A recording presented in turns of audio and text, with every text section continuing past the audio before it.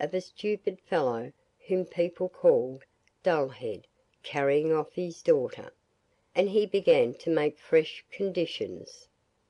He required Dullhead to find a man who could eat a mountain of bread.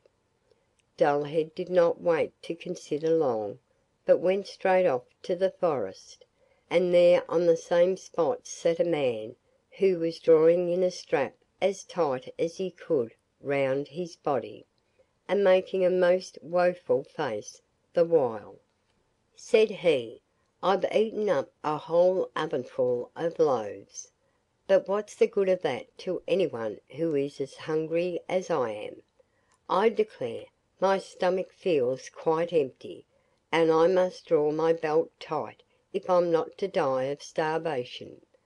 Dullhead was delighted, and said, "Get up and come with me, and you shall have plenty to eat," and he brought him to the King's court. Now the King had given orders to have all the flour in his kingdom brought together, and to have a huge mountain baked of it. But the man from the wood just took up his stand before the mountain and began to eat, and in one day it had all vanished. For the third time Dullhead asked for his bride, but again the King tried to make some evasion, and demanded a ship which could sail on land or water. "When you come sailing in such a ship," said he, "you shall have my daughter without further delay." Again Dullhead started off to the forest, and there he found the little old grey man with whom he had shared his cake, and who said, "I have eaten and I have drunk for you, and now I will give you the ship. I have done all this for you because you were kind and merciful to me."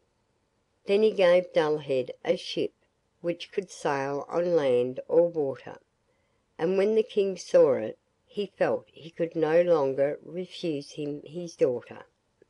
So they celebrated the wedding with great rejoicings, and after the King's death Dullhead succeeded to the kingdom, and lived happily with his wife for many years after. Grimm. End of Chapter 34 of the Red Fairy Book.